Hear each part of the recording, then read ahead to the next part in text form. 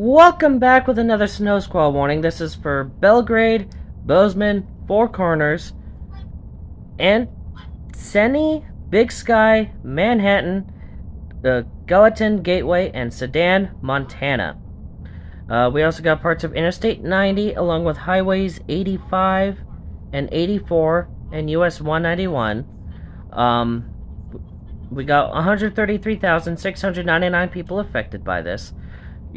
And could very well see, we also got Highway 64 as well.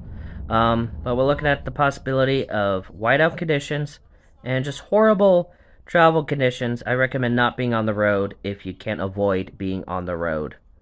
And outside of that, just seek shelter where possible. And yeah, that's really about it. Stay safe out there. See you in the next video. Bye.